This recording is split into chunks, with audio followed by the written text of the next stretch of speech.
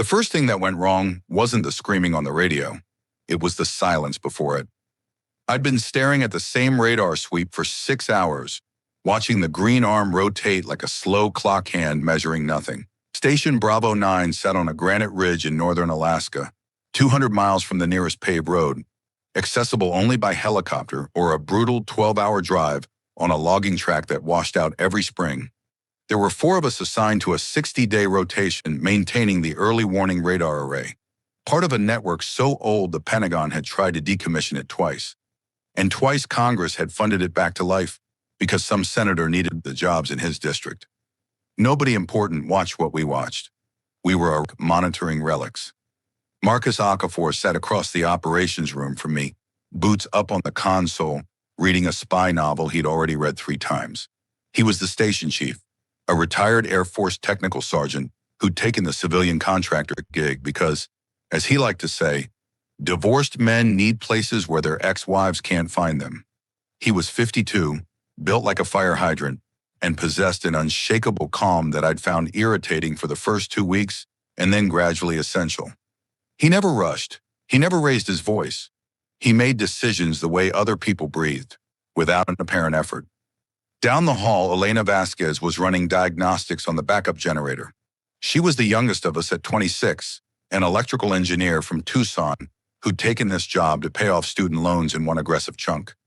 She was sharp-tongued, meticulous, and had a laugh that sounded like it surprised even her every time it came out. She kept a photo of her younger sister taped to the wall above her bunk and called her every Sunday on the satellite phone. Conversations that lasted exactly 15 minutes because that was the approved personal use window. The 4th member of our crew was Dale Hendricks, and Dale was the reason I started paying closer attention to the radar that night. He'd come back from his perimeter check 40 minutes late, which for Dale was unprecedented. The man set his watch by atomic clock sync and once complained that Marcus's morning briefings started 90 seconds behind schedule. When Dale walked into the ops room, he didn't say anything. He sat down at his workstation, pulled up the external camera feeds, and started cycling through them one by one. "You good?" I asked. "There's a deer on the east access road," he said, not looking at me. "Dead one. It looked wrong." Marcus turned a page in his novel. "Wrong how? Torn apart, but not eaten. Just opened. Nothing around it. No tracks in the mud except its own." I waited for Marcus to say something dismissive. He didn't. He set the book down and looked at Dale with the expression he used when he was calculating something. "Bear maybe," I offered. "No bear tracks," Dale repeated. "No tracks at all, and the blood was still bright, fresh. But the eyes were gone." Elena's voice crackled over the intercom from the generator room. "Did someone just try to use the satellite uplink? I'm getting a power fluctuation on the communication array." Marcus leaned over and checked the comm panel. "Nobody here touched it. Might be an incoming priority transmission. Let me see." He tapped through the authentication screen and pulled up the message queue. There was one new item stamped with a Department of Defense routing header I'd never seen before. Marcus read it. I watched his face. In 2 months, I had never seen Marcus Okafor's expression change involuntarily. It changed now. Something tightened behind his eyes, a quick contraction, like a door slamming shut in a distant room. "What is it?" I asked. He read it again. Then he picked up the internal handset and pressed the all-station button. "Elena, leave the generator. Come to ops, now." He set the handset down and looked at me. "We just got a fallen curtain directive." I didn't know what that meant. Within the hour, I would. Marcus made us wait until Elena arrived before he read the message aloud. She came in wiping grease from her hands with a red shop rag, her dark hair pulled back tight, reading the room instantly and dropping into her chair without a word. She had that ability, sensing gravity before anyone explained it. "Fallen curtain is a continuity of infrastructure directive," Marcus began, his voice level and instructional, like he was reading from a manual. "It means a biological event has been detected within the continental United States, and all remote government installations are to enter immediate lockdown. We seal the station. No one leaves, no one enters. We maintain equipment function and await further instruction." The room was quiet. The radar arm swept, The fluorescent lights buzzed their eternal minor key hum. Biological event, Elena said. Like a disease. The message doesn't specify pathogen type. It specifies behavioral protocol. Marcus held up the printout. Effective immediately, no external personnel are to be admitted to the facility. All supply deliveries are suspended. Communication is restricted to encrypted uplink only. Outgoing reports on a 6-hour cycle. Lethal force is authorized against any individual attempting unauthorized entry who displays. He paused. Dale leaned forward. Anomalous physical behavior. What does that mean? It means they don't want to say what it actually is, I said. Marcus looked at me, not with disapproval, with recognition. He folded the printout and put it in his breast pocket. The directive is real. The routing code checks out. I verified it against the authentication key we received at the start of rotation. Whatever is happening out there, the government considers it serious enough to activate a protocol I was briefed on once, 9 years ago, and was told would almost certainly never be used. 9 years ago, Elena said. So this has been a contingency plan for almost a decade. Longer, probably. I was just read in 9 years ago. I stood up and walked to the window. Station Bravo 9 had been built in the 1960s, a concrete and steel box anchored to the ridge like a barnacle. The windows were narrow, designed to resist Arctic wind, and they framed a view of dark spruce forest rolling downhill toward a river valley still locked in the gray remnants of winter. The sun was low on the horizon, smeared orange through a band of cloud. Everything outside looked exactly as it had looked every day for 2 months. Empty, remote, safe. But I kept thinking about Dale's deer. Torn apart, not eaten. Eyes gone, no tracks. We should check the perimeter cameras again, I said. All of them. Go back through the last 48 hours of footage. Dale nodded and was already pulling up the archive. Marcus assigned Elena to inventory our supplies. Food, water, fuel, medical kit, ammunition for the 2 shotguns we kept in the security locker. The shotguns were theoretically for prior bear defense. I'd never seen them removed from the locker. How long are we supposed to sustain a lockdown? Elena asked from the doorway. The directive doesn't specify an end date, Marcus said. That's not an answer. No, it's not. She held his gaze for a moment, then turned and headed for the storage rooms. I heard her boots on the metal stairs, each step deliberate, controlled. Elena processed fear by moving, by counting things, by making lists. I'd learned that about her during a windstorm in week 3 when the power had flickered and she'd immediately begun cataloging every tool in the maintenance bay, her voice steady and precise while the building groaned around us. Dale found something on the cameras 20 minutes later. He called me over without raising his voice, which was somehow worse than if he'd shouted. On the monitor, time-stamped 14 hours earlier, one of the north-facing cameras had captured movement at the tree line. The resolution was poor. These were utilitarian security cameras, not surveillance equipment. But the shape was clearly human. A figure standing at the edge of the forest, motionless, facing the station. It stood there for 11 minutes. Then it walked back into the trees, not quickly, not slowly, with a mechanical steadiness that made my stomach tighten. That's not a hiker, Dale said. No, I agreed. Play it again, Marcus said from behind us. I hadn't heard him approach. We watched it 3 more times. The figure never shifted weight, never looked around, never adjusted posture. It simply stood, oriented toward us, and then walked away in a straight line through underbrush that should have forced deviation. Marcus opened the security locker and took out both shotguns. By midnight, the satellite uplink had gone quiet. Not broken, the hardware was functioning, the dish was aligned, the signal was transmitting, but nothing was coming back. Marcus sent 3 status reports on the mandated schedule. No acknowledgement, no updated directives. The inbox stayed empty, and the silence had a texture to it, a suffocating weight, like the air pressure had changed inside the building. I took the first watch.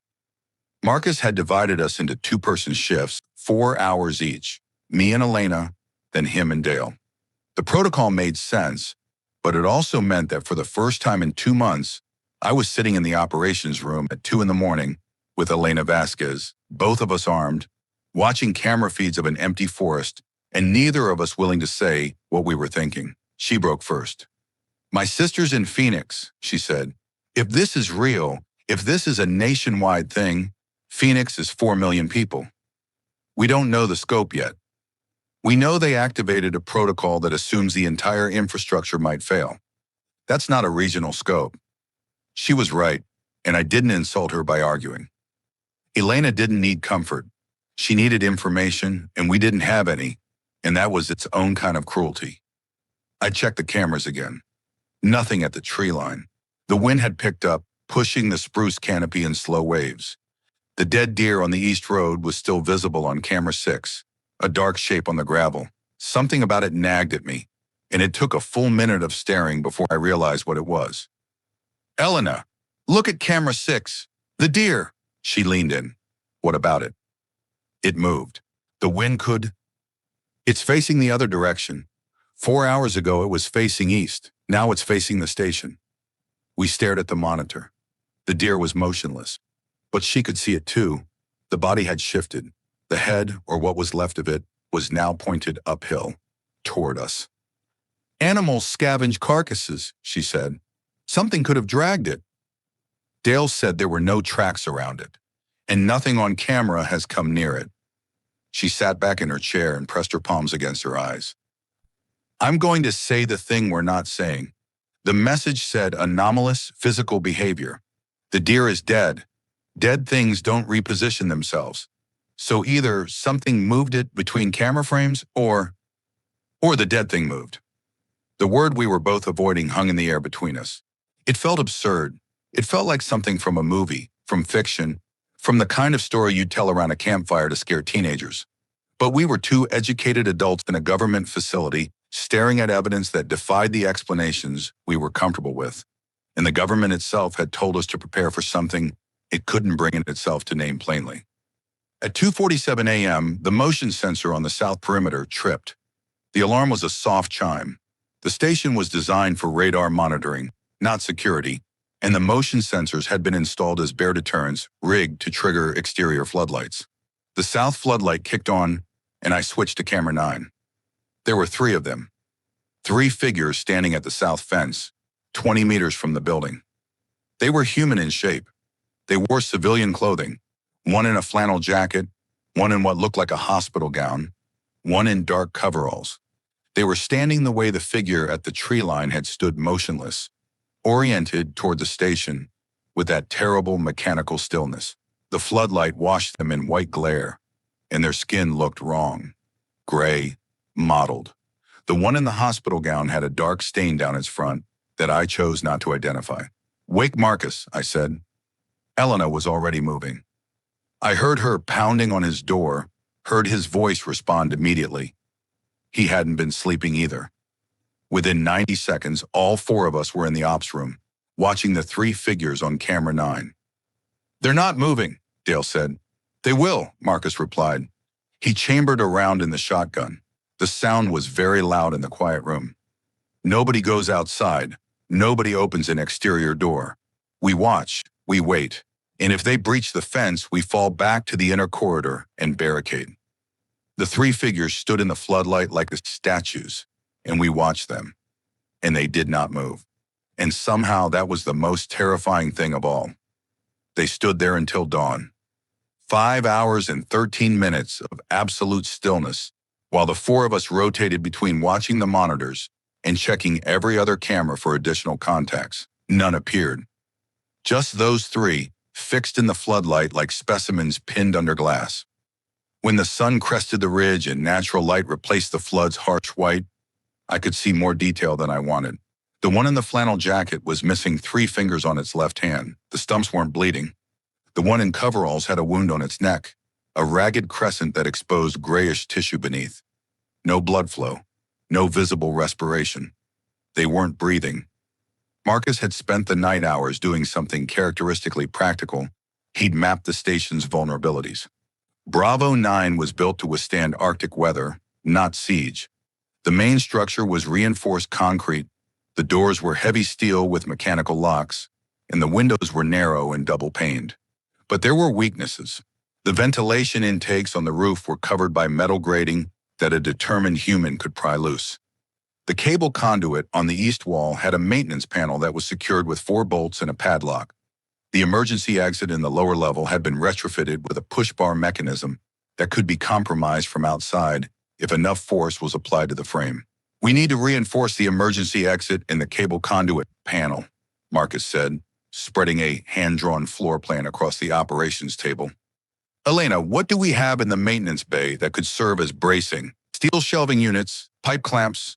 There's a welding kit, but I'd need the generator at full capacity to run it, and we should be conserving fuel. How much fuel do we have?" "Diesel tanks are at 70%. That's roughly 45 days at normal consumption. If we cut non-essential power, exterior lights during daytime, heating in unused rooms, the secondary radar array, we could stretch it to 60. Do it. Dale, I want you on camera rotation, 15-minute cycles through all feeds. Log everything. Movement, position changes, new contacts, anything." Dale nodded. He'd been quietest through the night, processing in his own contained way, and I'd noticed him checking and rechecking the ammunition count for the shotguns. We had 48 shells, 12-gauge buckshot, enough for a bear encounter or two. Not enough for what I was beginning to imagine. "What about me?" I asked. "You and I are going to reinforce the lower level, and we're going to do it without opening any exterior doors." We worked through to the morning.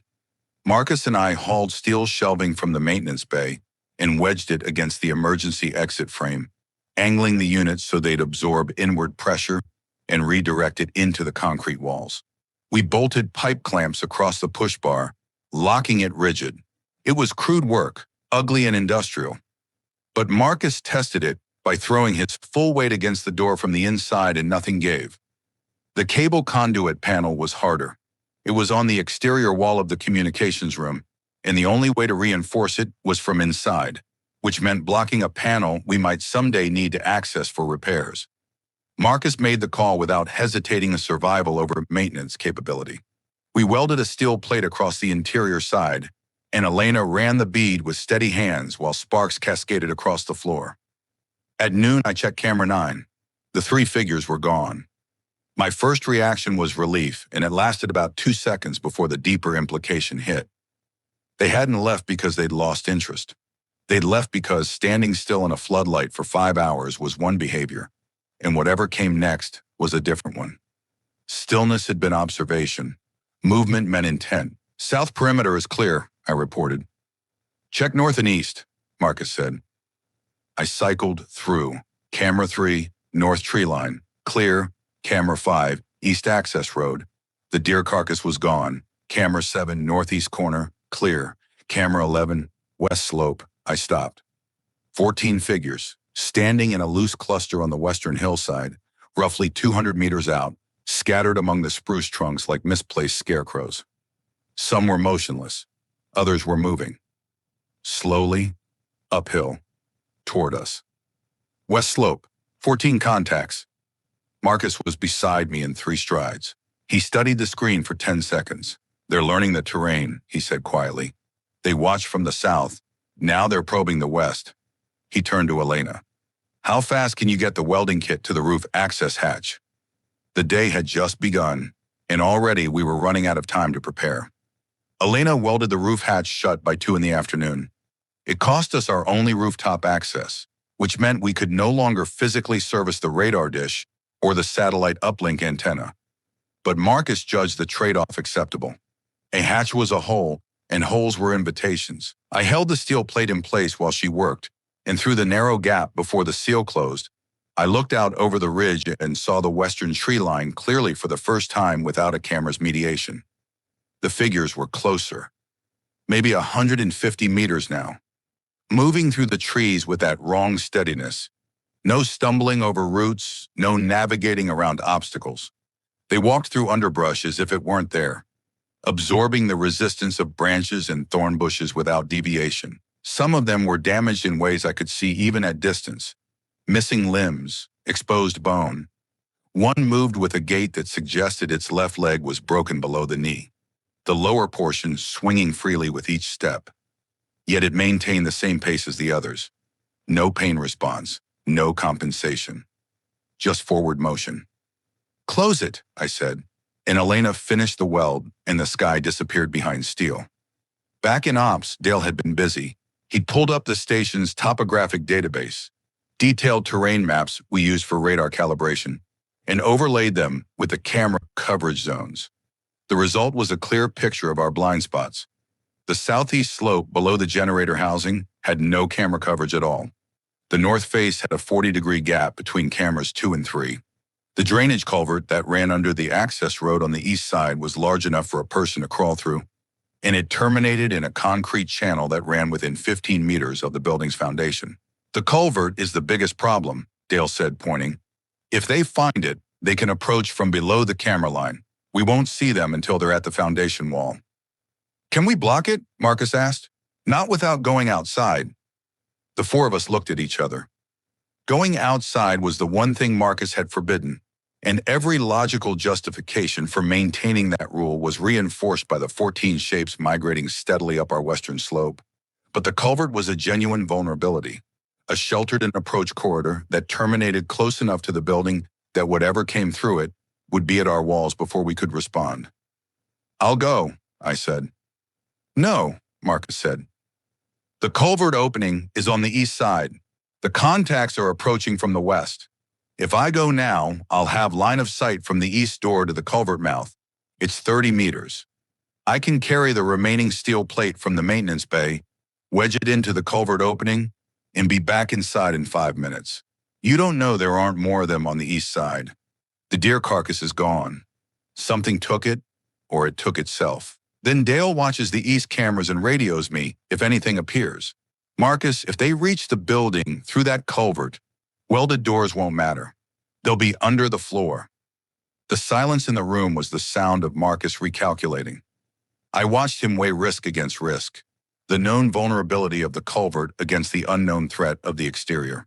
He looked at Elena. She gave a small nod, not permission, but agreement with the logic. 5 minutes, Marcus said. You take a shotgun, Dale on cameras, Elena on the east door ready to seal it behind you. I'll watch from the window with the second shotgun. If I fire, you drop everything and run back. No heroics. I took the shotgun. Elena and I carried the steel plate to the east corridor. It was heavy, awkward, a 4 by 3 foot rectangle that had been intended as a replacement panel for the generator housing. It would cover the culvert mouth with room to spare. Elena unbolted the east door's reinforcing brace and stood with her hand on the latch. Don't be slow, she said. I won't. She opened the door, and the outside air hit me like a slap, cold, pine-scented, carrying the faint mineral smell of the ridge's granite. I'd been breathing recycled station air for so long that the world smelled overwhelming. I shouldered the steel plate and moved. 30 meters had never felt so long. The east slope was clear. I could see that immediately. Open ground between the station and the tree line. Short scrub grass still brown from winter. No cover for anything larger than a rabbit. The culvert mouth was exactly where the map said it would be, a concrete pipe, maybe 3 feet in diameter, emerging from the hillside below the access road and angling down toward the drainage channel. Dark inside, silent. I dropped the steel plate against the opening and shoved it into position. The fit was imperfect. The plate was flat and the culvert was round, but I'd brought a length of rebar and 2 pipe clamps from the maintenance bay, and I wedged the rebar through the clamps and into the ground on either side of the culvert mouth, pinning the plate against the concrete lip. It wouldn't stop a determined assault, but it would make noise. It would slow them down. It would give us warning. The whole operation took 3 minutes. I was turning back toward the station when I heard it. A sound from inside the culvert, behind the steel plate I'd just secured. A wet, scraping friction, like something dragging itself across concrete. It was close. Not deep in the pipe, but right there, just on the other side of the steel. I froze. The shotgun was in my right hand, but I'd have to remove the plate to fire into the culvert, and removing the plate would expose whatever was inside it. The scraping stopped. Then something pressed against the plate from the other side. I saw the steel flex. Not much, a 1/4 inch maybe, but enough to tell me that whatever was in there was pushing, testing, applying pressure with a slow, methodical force. I backed away. 5 steps. 10. The plate held. The rebar groaned in the clamps but didn't shift. The pressing stopped as suddenly as it had started. I ran back to the east door. Elena pulled me inside, slammed it shut, and threw the bolts while I stood in the corridor with my heart trying to exit through my sternum. I told them what I'd heard. Dale checked the cameras covering the east access road and the drainage channel. Nothing visible. Whatever was in the culvert had entered from the south end, below our camera coverage, exactly the blind spot Dale had identified. It was already in position, Marcus said, before we even identified the vulnerability. They're not wandering, they're reconnoitering. The word landed hard. Reconnoitering implied intelligence. It implied planning, coordination, the ability to identify structural weaknesses in a building they'd been observing for less than 24 hours. These weren't the shambling, mindless creatures from movies. These were something else. Something that retained enough cognitive function to conduct what amounted to a tactical assessment of our defenses. We need to reassess, Marcus said. Everything we've assumed about their capability is too conservative. He gathered us in the ops room, and we rebuilt our threat model from scratch. What we knew, they didn't breathe. They sustained catastrophic physical damage without behavioral change. They could stand motionless for hours. They moved through terrain without deviation. They approached from multiple directions. At least one had navigated a drainage culvert system to reach a structural vulnerability we hadn't secured until that morning. They were drawn to the station specifically. This wasn't random migration. This was directed movement toward an occupied structure. What we didn't know, how many there were, how fast they could move when motivated, whether they could use tools, whether they could open doors, whether they communicated with each other, whether they ever stopped. Elena asked the question that mattered most. What do they want? Nobody answered, because the answer was obvious, and saying it aloud would make the walls feel thinner. Dale pulled up the supply inventory Elena had compiled. Food for approximately 30 days at normal consumption, canned goods, freeze-dried meals, teen bars, a case of MREs someone had stashed in the lower storage room. Water was less concerning. The station had a well pump connected to an underground aquifer, and as long as we had power, we had water. Medical supplies were basic first aid kit, antibiotics, painkillers, a field surgery kit that none of us were qualified to use. The ammunition is the problem, Dale said quietly. 48 shells. If those things can take damage and keep functioning, 48 shells might not stop 48 of them. It might not stop 14. Marcus opened a cabinet I'd never seen him access before. Inside was a flare gun and 6 flares. We don't fight them, he said. We outlast them. We stay sealed, stay powered, stay quiet. And we hope that whatever is happening out there resolves before our fuel runs out. I looked at the camera feed. The Western figures were now 90 meters away and still closing. Outlasting them required them to stop, and nothing I'd seen suggested they ever would. On the 3rd day, Elena's Sunday call to her sister went unanswered. She sat in the communications room with the satellite phone pressed to her ear for the full 15-minute window, listening to it ring, and when the time expired, she set the phone down with exaggerated care, as if it were made of glass. I was standing in the doorway. She didn't look at me. Network might be down, I said. The satellite phone doesn't use the cellular network. It connects directly through the satellite constellation. If her phone is off or destroyed, it still completes the connection on my end. It's ringing. She's not picking up. She might be somewhere she can't reach her phone. If there's an evacuation, her phone is her life. She sleeps with it on her pillow. She answers on the 2nd ring, every single time. I didn't have anything to say to that. The truth was a spectrum of possibilities, and most of the colors on that spectrum were dark. Elena knew it. She didn't need me to catalog the scenarios for her. She needed someone to stand in the doorway and not tell her it would be okay, because she was too smart for comfortable lies and too proud to accept them. She stood up, straightened her shirt, and walked past me toward the ops room. I'm going to run a full diagnostic on the backup generator. If we lose primary power, I want the switchover to be seamless. That was Elena. Convert fear into labor, channel helplessness into competence. It was a survival strategy as valid as any other, and I admired it even as I recognized its limits.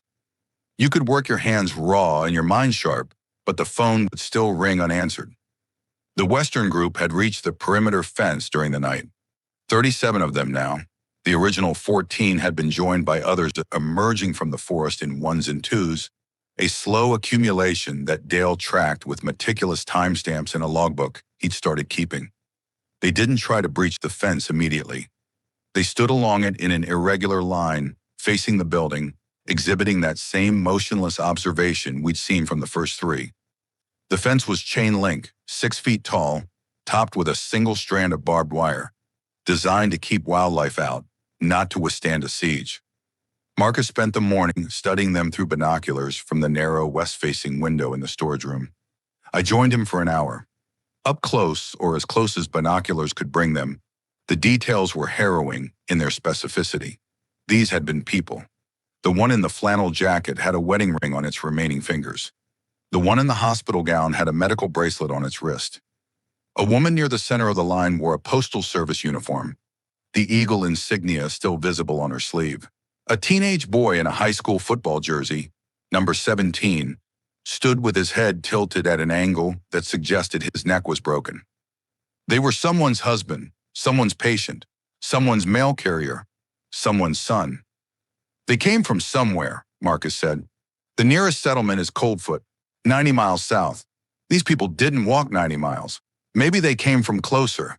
Hunting camps, cabins, the pipeline maintenance stations. That accounts for some, not 37, and they're all arriving from the same general direction, west and south. That's consistent with population movement from the interior. You think they're migrating? I think they're following something. Sound, heat, electromagnetic emission? I don't know, but they're coming here specifically. They're not dispersing randomly across the landscape. They're converging on this station. I looked at the radar array on the roof, its massive dish rotating steadily, broadcasting and receiving across frequencies that carried for hundreds of miles. A beacon. We were running a beacon. The radar, I said. Marcus lowered the binoculars. I've been thinking the same thing, but shutting it down means abandoning our primary mission. Our primary mission is meaningless if we're dead. He was quiet for a long time. The figures along the fence stood in their terrible patience. Somewhere in the building, I heard Elena's wrench ringing against metal as she worked on the generator, a rhythmic clang that sounded almost like a bell. Not yet, Marcus said. We observe for another 24 hours. If the accumulation continues, we shut it down and see if the pattern changes. 24 hours. I looked at the fence and tried to calculate how long chain link and barbed wire would hold against 37 bodies that didn't feel pain and never stopped pushing. The fence failed at 3:17 a.m. on day 4. Not dramatically, there was no sudden crash, no coordinated charge. Dale was on camera watch and he called us in with the same controlled voice he used for everything. And we arrived in the ops room to see the chain link on the western perimeter bowing inward under the accumulated pressure of bodies that had simply leaned against it for hours. The posts were pulling out of the frozen ground in slow motion, the concrete footings tilting, the metal fabric deforming. One section near the northwest corner had already gone flat, the chain link pressed to the ground like a doormat, and figures were stepping over it with that mechanical gait, moving toward the building. Kill the radar, Marcus said. I reached for the main array control and powered down the system. The dish on the roof whined as it decelerated, the motor winding down from its constant rotation. The green sweep on the operations monitor slowed, stuttered, and went dark. For the first time in the station's operational history, Bravo 9 was silent. We watched the cameras. The figures continued forward. No change in speed, no hesitation, no apparent response to the radar going offline. Whatever had drawn them here, the signal might have been the invitation, but they no longer needed it to stay. Secondary hypothesis, Marcus said, his voice betraying the first crack I'd heard in his composure. They're not following the signal anymore. They know we're here. They reached the building and walls within 20 minutes. The exterior cameras gave us a ground-level view of them, pressing against the concrete, hands flat on the surface, pushing with that slow, constant pressure they'd used on the fence. The concrete held. Of course it held. It was 18 inches of Cold War-era reinforced construction designed to survive blast pressure. But they didn't stop pushing. They spread along the walls, surrounding the building. A ring of gray figures leaning against our shelter like pilgrims pressing their foreheads to a shrine. The sound was the worst part. Not groaning, they didn't vocalize. It was the sound of dozens of hands on concrete, a dry, rasping friction that transmitted through the walls and into the building's bones. You could hear it everywhere. In the ops room, in the corridors, in the bunks. A constant whisper of contact that said, "We are here. We are touching the thing that separates us from you, and we are not leaving." Elena handled it by working. She rigged an interior alarm system using spare electronic components, placing vibration sensors on every exterior wall, and connecting them to a bank of LED indicators in the ops room. If any section of wall experienced increased pressure or structural deformation, the corresponding light would change from green to amber to red. It was ingenious, practical, and it gave us something to watch besides the cameras. Dale handled it by documenting. His logbook grew thicker by the hour, contact counts, position maps, behavioral observations. He noted that the figures never moved laterally along the wall once they'd chosen a position. He noted that they pushed harder during darkness than during daylight, though he couldn't determine if this was caused by light sensitivity or some other variable. He noted that new arrivals came from the south and west exclusively, never from the north or east, which was consistent with population distribution. There was nothing to the north except the tundra and Arctic ice. I handled it by not handling it. I sat in the ops room and listened to the rasping and felt the walls vibrate under my palms and tried to make peace with the possibility that this was how it ended, slowly, incrementally, by attrition. Not a dramatic breach, but a gradual wearing away, like water dissolving stone, until something gave and they poured through. Marcus handled it by planning. He designated fallback positions within the building, primary, secondary, tertiary. If the outer walls were compromised, we'd retreat to the inner corridor. If the inner corridor fell, we'd fall back to the communications room, which had the heaviest door and the fewest external walls. If the communications room fell, we'd go to the roof access ladder, except the roof hatch was welded shut, which meant the communications room was our last stand. "We need to discuss the roof hatch," I said. "It's welded. Elena can cut it. If we need a final exit, the roof is the only direction they have an approach from. We could access the radar platform, the antenna mounts, high ground with limited access points." Marcus considered this. The rasping on the walls continued, omnipresent, inescapable. He looked at Elena. "Can you cut the weld without compromising the hatch's integrity?" "I can score it so it holds but breaks with a hard kick. One-use emergency exit." "Do it." She left to get her cutting tools. The vibration sensors glowed green across the board, but I watched them the way you watch a horizon for storms. Not because anything was happening yet, but because you knew it would. On day 6, Dale stopped sleeping. I noticed because I'd gotten up for a water run at 4 in the morning and found him in the ops room, logbook open, pen moving, cameras cycling through their feeds on the monitor in front of him. His eyes had that glazed, overwhelmed quality of someone running on chemical fumes. Adrenaline, cortisol, whatever the body manufactures when the thinking brain refuses to let the animal brain rest. "When did you last sleep?" I asked. "I'll sleep when the pattern stabilizes." "What pattern?" He showed me the logbook. He'd been mapping the positions of every figure against the building wall, assigning each one a number, tracking their locations at hourly intervals. What he'd found was subtle but undeniable. They were shifting, not randomly, rotating. The figures were slowly cycling around the building in a clockwise direction, each one moving a few feet per hour, so that over the course of a day, the entire ring had rotated approximately 90 degrees. It was coordinated. Not in the way a marching band coordinates, there was no visible communication between them, but in the way a flock of birds turns or a school of fish changes direction. Emergent behavior, collective intelligence without apparent individual intention. "They're testing the walls," Dale said. "Every part of the perimeter, sequentially. They're looking for the weakest point. Or they're just drifting. Things that drift don't maintain uniform spacing. Look." He held up the map. The figures were distributed around the building at remarkably consistent intervals, roughly 2 meters apart, evenly spaced, like teeth in a gear. That wasn't drift, that was architecture. I sat down across from him. The rasping was quieter at this hour, or maybe I was just getting habituated to it, which was a terrifying thought in its own right. Dale, you need to sleep, even 2 hours.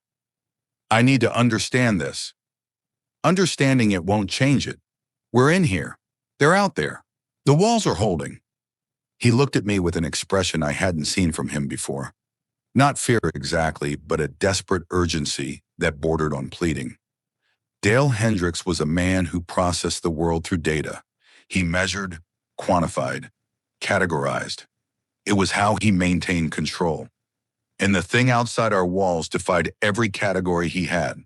Dead things that moved, damaged bodies that functioned, collective behavior without communication. His framework was breaking, and he was trying to rebuild it faster than it crumbled. There's something else, he said. He flipped to a new page. I've been monitoring the vibration sensors. Elena's system, it's brilliant actually, very sensitive. And I've been recording the readings numerically, converting the LED states to a quantitative scale. The pressure isn't constant, it oscillates, not randomly, rhythmically. About a 6-hour cycle, pressure increases for 3 hours, decreases for 3 hours, then increases again, like breathing. They don't breathe, the individual ones don't, but the group does. The collective applies pressure in a wave pattern. Push, relax, relax. And each push cycle, the peak pressure is slightly higher than the last one. I felt something cold settle in my chest. How much higher? About 2% per cycle. At the current rate of increase, they'll exceed the wall's yield threshold in roughly 12 days. Not a guess, a calculation. Dale had done the math with the same precision he applied to everything, and the number sat in his logbook like a verdict. I brought this to Marcus at the morning briefing. He listened without interrupting, examined Dale's data, and then sat in silence for a full minute. Elena stood by the window, arms crossed, watching the gray shapes against the wall below. 12 days assumes the current population and rate of increase, Marcus said finally. If more arrive, the timeline shortens. More are arriving, Dale said. 4 to 6 new contacts per day from the South Corridor. Current count is 61. Marcus looked at each of us in turn. Then we need to discuss what we do before 12 days. Because waiting for rescue that isn't coming while the walls slowly fail isn't a plan. It's a schedule for dying. Elena turned from the window. What exactly are you proposing? I'm proposing we consider leaving. The word hung there. Leaving. Going outside. Into the space occupied by 61 things that had once been human, and now were something else entirely. The space where nothing answered phones and no directives came through the uplink, and deer carcasses repositioned themselves in the night. There's a fire service cabin, Marcus continued, 14 miles east on the far side of the river. It's above the floodplain, built of logs, single room with a wood stove, no electronics, no radar signature. If they're drawn to electromagnetic emission, it would be invisible to them. 14 miles through wilderness occupied by the dead. I tried to imagine it, and my mind simply refused the image, like a projector rejecting a damaged slide. But it was 12 days, and the math didn't lie. We spent 2 days preparing. Marcus insisted on methodical planning, and for once, nobody argued against his deliberate pace. If we were going to cross 14 miles of compromised terrain, we were going to do it with every advantage we could manufacture. Elena solved the first problem: navigation. She pulled the topographic maps from the database and plotted a route that avoided the western and southern approaches, the directions from which the figures consistently arrived, and instead headed due east down the ridge, crossed the river at a shallow ford marked on the map, and then turned northeast through a spruce valley to the fire cabin. The terrain was rough but passable on foot. Under normal conditions, a fit person could cover it in 5 to 6 hours.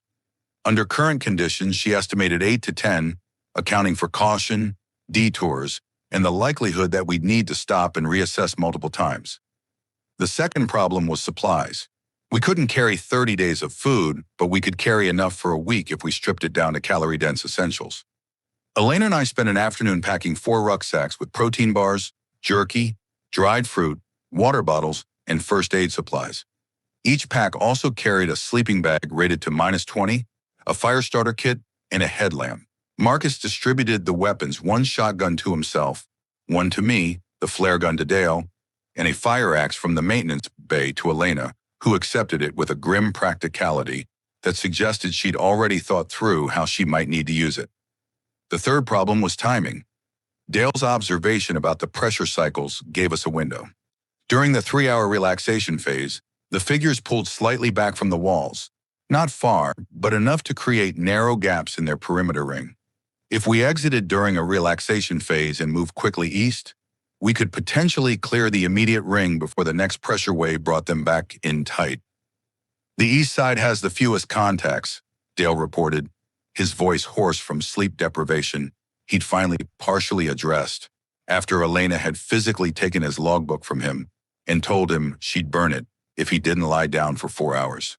17 figures on the east-facing wall compared to 22 west and 19 south, and the gaps between them are wider on the east, almost 3 meters in some places. 3 meters, Elena said. That's barely enough for a person to walk between them without touching. We won't walk, Marcus said. We'll run, straight line from the east door to the tree line. 60 meters. At a dead sprint, that's under 15 seconds. They don't move fast when they're in observation mode. By the time they react, we'll be in the trees. You're assuming they're slow. I'm assuming they've been leaning against a wall for 6 days instead of chasing us. That's the behavior we've observed. I know it might change. The fourth problem was one Marcus raised privately with me on the evening before our departure. He pulled me into the communications room and closed the door. I need to tell you something about Dale. He's exhausted. I know. It's more than that. He came to me yesterday and asked if we could stay. He said the station is defensible. The walls are holding, and 12 days is enough time for military intervention. There is no military intervention coming. We haven't received a single communication in 6 days. You know that. Dale knows it too, intellectually. But he's built his entire psychological framework around the idea that the structure protects us. Leaving the structure means abandoning the framework. I'm not sure how he'll function outside these walls. I thought about Dale's logbook, his hourly maps, his vibration sensor readings. The station was his laboratory. Inside it, the horror outside could be measured, quantified, held at the distance of data. Outside, it would be immediate, physical, inescapable. What are you asking me? I'm asking you to watch him. If he freezes, if he breaks, you need to be ready to move him, physically if necessary. And if I can't, Marcus held my gaze with an expression that contained the full weight of command and its attendant cruelties. Then you keep moving. You get Elena to the cabin. She's 26 years old and she has a sister who might still be alive. She gets priority. I wanted to argue. I wanted to say that we don't rank human lives, that we don't make those calculations. But Marcus had been making those calculations since the first night, carrying the arithmetic of survival quietly behind his unshakable calm. And I understood that his steadiness wasn't the absence of fear, but the disciplined management of it, allocated and distributed across decisions so that no single moment buckled under the weight. I said, we leave at dawn. Relaxation phase starts at approximately 05:30. We go at 05:40. I didn't sleep that night either. None of us did. We sat in the ops room together for the last time, watching the cameras, listening to the rasping, waiting for the light. Dawn came gray and cold. The eastern horizon was a bruise of purple and steel, and the temperature readout on the external sensor showed 21 degrees Fahrenheit. We dressed in layers, shouldered our packs, and gathered in the east corridor. Elena had scored the roof hatch well the previous day. Our emergency bailout if the exit went wrong, and we needed to retreat upward instead of outward. But the plan was forward. Out and east, no retreat. Marcus checked his watch.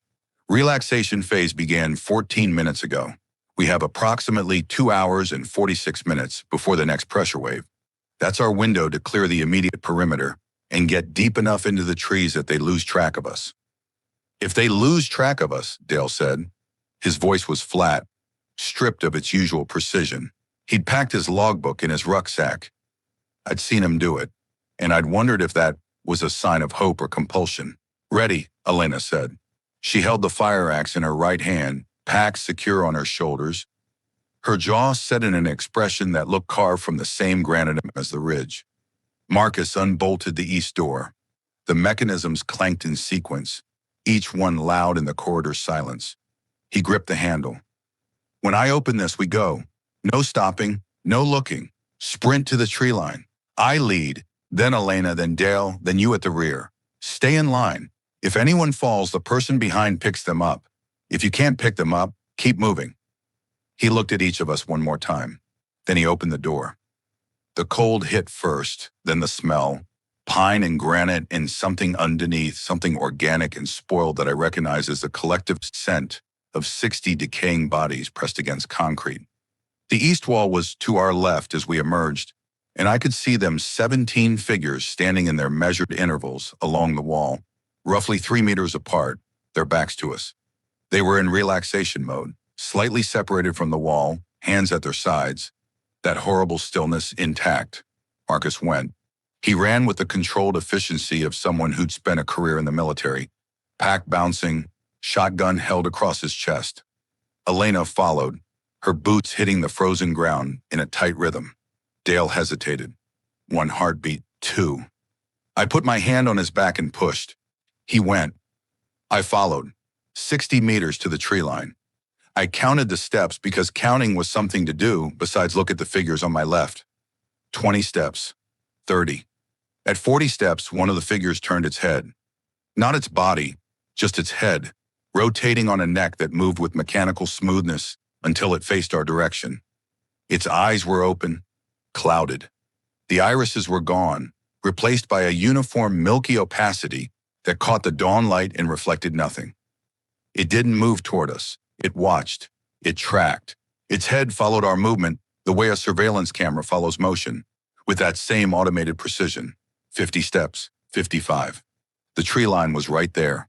Dark spruce trunks rising from a carpet of brown needles, dense enough to break line of sight within a few meters. Marcus reached it and plunged in without slowing.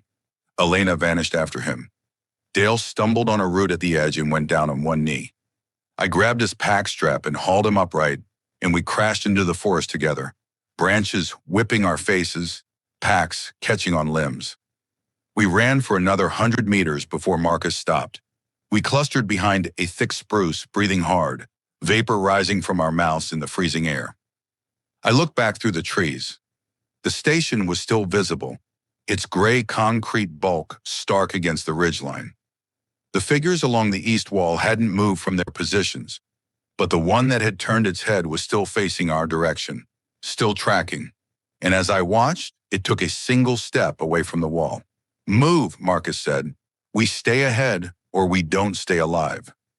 We moved east through the forest. The terrain dropped steeply off the ridge, and the spruce gave way to a mixed forest of birch and alder, the white bark of the birches luminous in the gray morning light.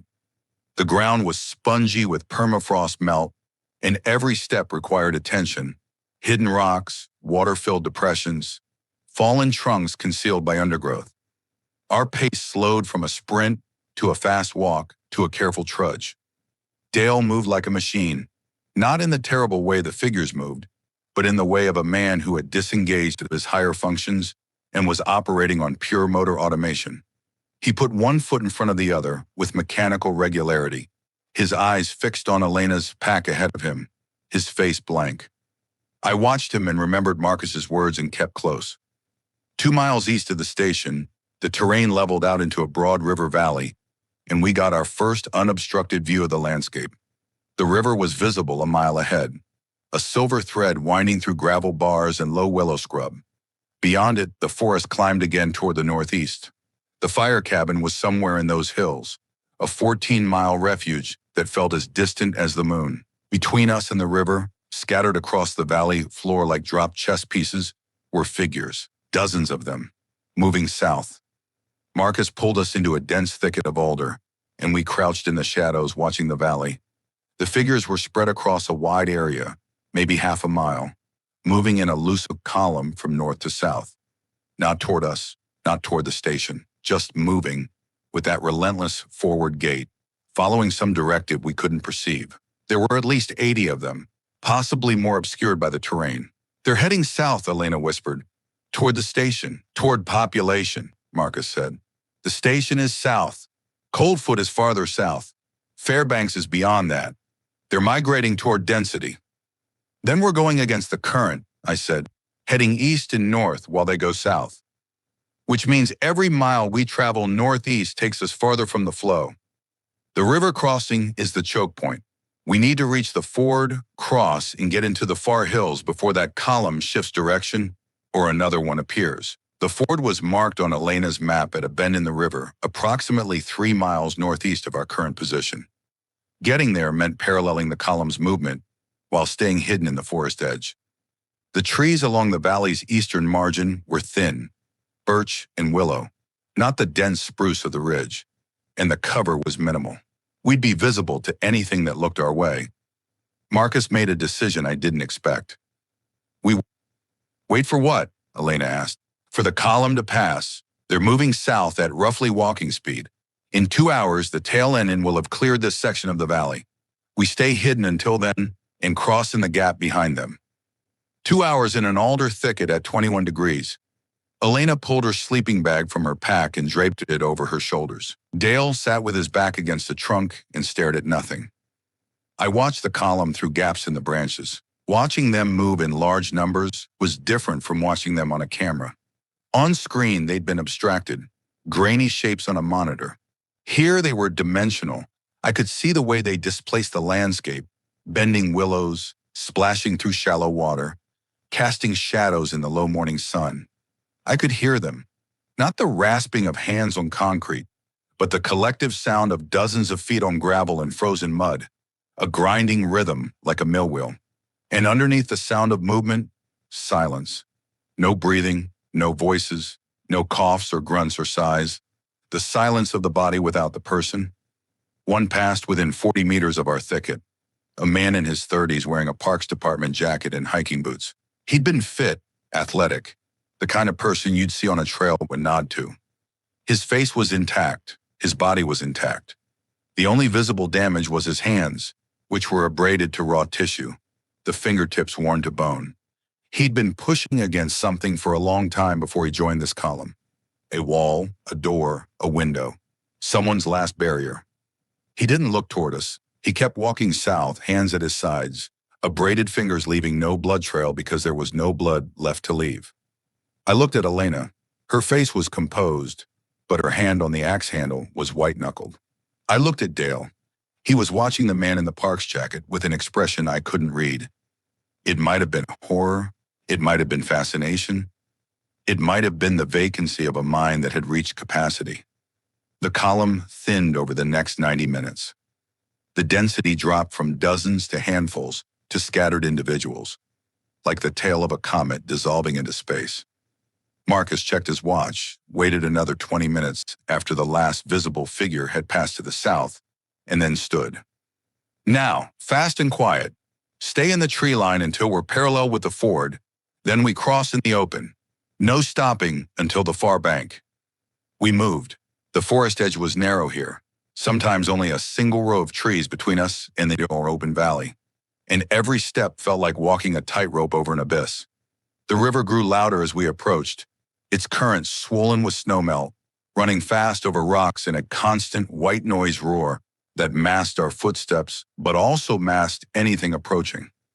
The ford appeared around a bend, a wide, shallow stretch, where the river braided across a gravel bar, the water spreading thin and knee-deep. On the far side, the forest rose dark and dense. 14 miles was now 6. Marcus led us out of the tree line and onto the gravel. The openness was physical, a sensation of exposure that prickled across my skin like static. The river was 50 meters wide at the ford, 50 meters of open ground with no cover, no walls, no doors. Just sky and water and gravel, and the terrible possibility of being seen. We were halfway across when Dale spoke for the first time in 3 hours. "Behind us!" I turned. At the tree line we just left, standing in the gap between 2 birches, was a single figure. A woman in a blue winter coat, motionless, watching us cross. She was close enough that I could see her face. Her expression was not the blank vacancy I expected. Her mouth was open, her milky eyes were wide.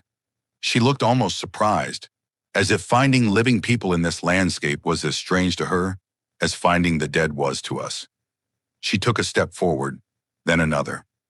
Then she began to run. I had never seen one run before. The mechanical gait transformed into something savage and wrong, arms pumping, legs churning, moving with a speed that living tissue shouldn't have been able to generate because the dampeners of pain and exhaustion and self-preservation weren't there. She ran the way a machine runs, at maximum output, without restraint. "Go!" Marcus shouted, and we ran too. The river slowed her. I heard the splash behind us as she hit the water, and the current caught her legs and broke her stride. But she didn't stop. She drove through the knee-deep ford with the same maximum output velocity, water erupting around her in white fans, and the distance between us shrank because we were running on slippery gravel with heavy packs, and she was running with the terrible advantage of a body that had no limits to exceed. Marcus reached the far bank first and spun around. He raised the shotgun. "Down!" he shouted, and Elena and I dropped flat onto the gravel. Dale didn't drop. He was still running between Marcus and the pursuing figure, directly in the line of fire. "Dale! Down!" Dale ran. His eyes were fixed on the tree line ahead, on the dark safety of the forest, and he either couldn't hear Marcus or couldn't process the command. The woman in the blue coat was 20 meters behind him, 15, closing with every stride. I got up from the gravel and tackled Dale from the side.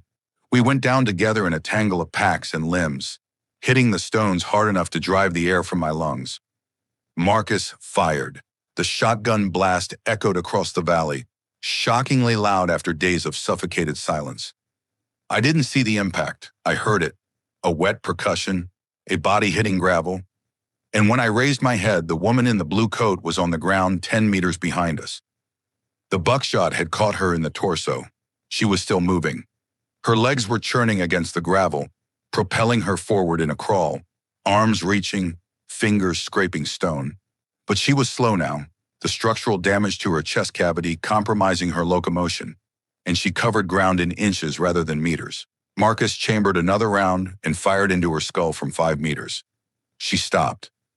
The silence after the gunshots was absolute. The river ran. The wind moved through the trees. Nothing else. "Get up," Marcus said. "That sound carries. If there are others within a mile, they heard it." I pulled Dale to his feet. He was shaking. Not from cold, not from the impact, but from some deep internal tremor that radiated outward from his core. His eyes were wet. His mouth was working without producing sound. "Dale!" I held his shoulders. "Stay with me. We're almost there." He focused on my face with visible effort, like a man adjusting binoculars. "I couldn't stop," he whispered. "My legs wouldn't stop." "I know, it's okay, but we have to go now." We plunged into the far forest and the trees swallowed us. The spruce was dense here, the canopy blocking most of the sky, the ground thick with needles and fallen branches. Marcus set a brutal pace. Not running, but a fast, forced march that ate distance at the cost of burning legs and heaving lungs. We didn't speak. Every sound we made felt like a broadcast, an announcement of living presence in a landscape that was learning to hunt for exactly that. The terrain climbed steadily as we moved northeast. The river valley fell away behind us. The forest changed character. Older trees, wider spacing, the understory thinning to moss and low ferns. It was beautiful, in the detached way that landscapes maintain their beauty, regardless of what moves through them. Shafts of pale sunlight angled through the canopy. A woodpecker drummed somewhere distant. The natural world continued its processes, indifferent to the collapse of the human one.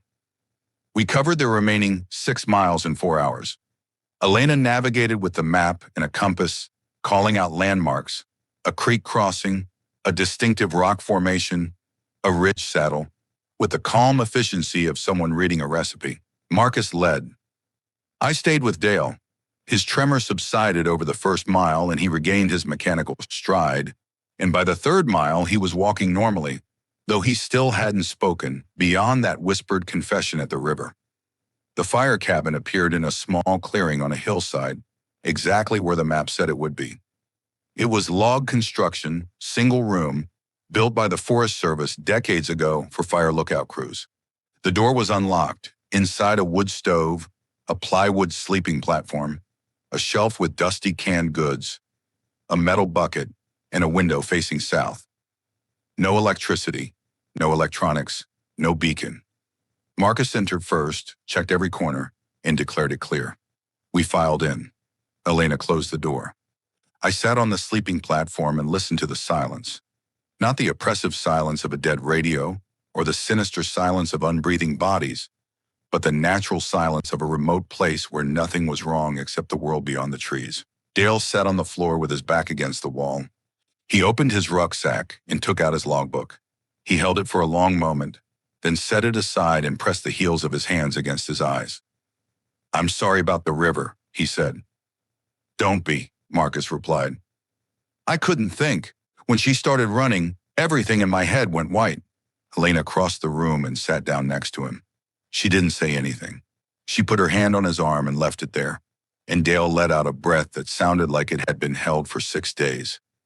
We stayed in the fire cabin. That sentence is simple, but the reality it contains is anything but. We stayed for 11 days, subsisting on the food we'd carried and the cabin's cache of canned beans, canned peaches, and a dusty tin of coffee that Elena declared the greatest luxury of her life.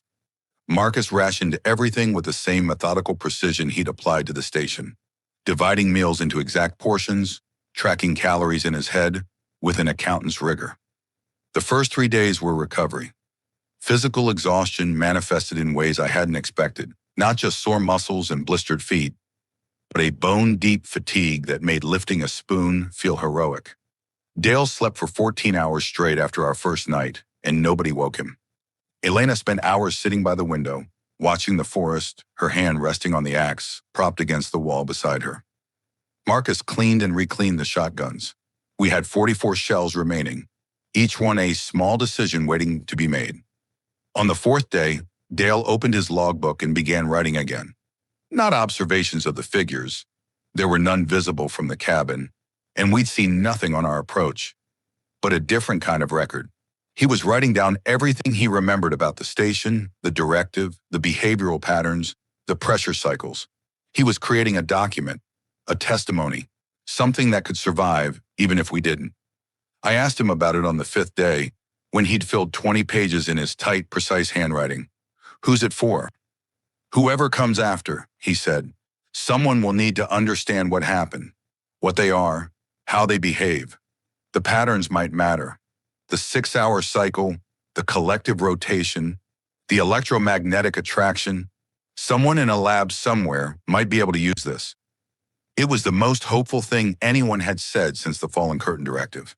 Not hope for us, specifically, but hope for the continuation of knowledge.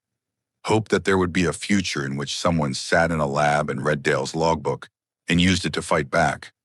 I watched him write and felt something shift inside my chest. A loosening, a small release, like a fist unclenching one finger at a time. Elena got the wood stove running efficiently on the 2nd day, and the cabin's interior temperature stabilized at a livable 60 degrees. She also rigged a water collection system using the metal bucket and a tarp from the supply shelf, catching snowmelt from the roof. She was relentless in her resourcefulness, finding solutions to problems before they became crises, and I began to understand that this was more than coping. It was who she was. The student loans, the remote assignment, the 60-day rotation in Alaska. Elena Vasquez attacked life the way she attacked generators, with tools in hand and a refusal to accept malfunction. On the 7th day, she tried the satellite phone again. She'd carried it in her pack from the station, and the battery still held a partial charge. She dialed her sister's number. It rang 6 times and went to voicemail. But it went to voicemail. The network was still functioning. The satellite constellation was still in orbit. Somewhere, the infrastructure of communication was still intact. Elena left a message. She spoke for exactly 15 minutes, her voice steady, telling her sister where she was, what had happened, and that she loved her. Then she ended the call and set the phone on the shelf and stood very still for a moment. "The network's up," she said. "That means something's still running." It did mean something. It meant the collapse wasn't total. It meant that somewhere, someone was maintaining systems, keeping satellites aligned, keeping signals routing. It meant the world hadn't ended. It had fractured, broken into pieces, some of which were still functioning, while others went dark. Marcus used the phone that evening to try numbers he hadn't shared with us. Military contacts, presumably, people from his previous life. None answered. But one rang through to an automated recording that began with a series of tones I recognized from old emergency broadcast drills, followed by a voice that said, "This is a continuity of government message. If you are receiving this recording, federal emergency protocols are in effect. Shelter in place, conserve resources. Assistance is being mobilized. Repeat assistance is being mobilized." The recording was undated. It could have been made a week ago or an hour ago, but it was proof that someone, somewhere, was still trying. Marcus played it twice, then set the phone down and looked at us. "We shelter in place," he said. "We conserve resources. We wait." "For how long?" I asked. "For as long as it takes, or until we have to move again." Elena looked at the phone on the shelf. "I'm going to call her every Sunday at the same time, even if she doesn't answer, because one of these Sundays she might." Dale wrote something in his logbook. I leaned over and read it. Day 7, cabin stable. No contacts, network partially operational, government recording active, morale assessment, cautious hope. Cautious hope, from Dale Hendricks, who dealt in data and measurement, and the unforgiving arithmetic of structural limits. It felt like a larger victory than any of us were willing to say aloud. I looked around the cabin, at Marcus cleaning the shotgun with meditative care, at Elena checking the water bucket, at Dale writing his testimony for a future he believed in enough to document, and I understood that we hadn't just survived the station. We'd survived the thing that the station represented, the illusion that walls alone could save us. The walls had failed, and we were still here. Not because of concrete and steel, but because of the decisions made inside them and the people who made them together. Outside, the forest was quiet. The woodpecker drummed. A breeze moved through the spruce. The world was broken and dangerous and permanently altered, and we were alive in it, and that would have to be enough. The cabin became our fixed point.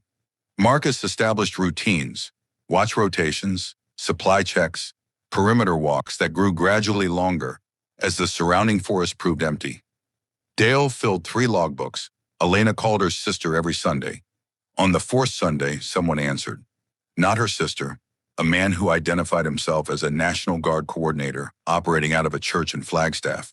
He said Marisol Vasquez was alive and in a protected zone. Elena didn't speak for a full minute after the call. Then she laughed. That surprise sound she made, and the rest of us just listened to it, because it was the sound of something we'd almost forgotten existed. We were rescued on day 31. A helicopter appeared over the ridgeline, military markings, responding to Marcus's 6th hourly satellite reports that had apparently been reaching someone after all. The crew chief told us we were the northernmost confirmed survivors in the Alaska interior. I think about the station sometimes. Bravo 9, still sitting on its granite ridge, surrounded by figures pressing against walls that are slowly yielding to patient, cyclical force. I think about what it means that we left. That survival required abandoning the fortress and walking into the open, unprotected, carrying only what we could hold and trusting the people beside us to keep moving forward. The walls didn't save us. We saved each other.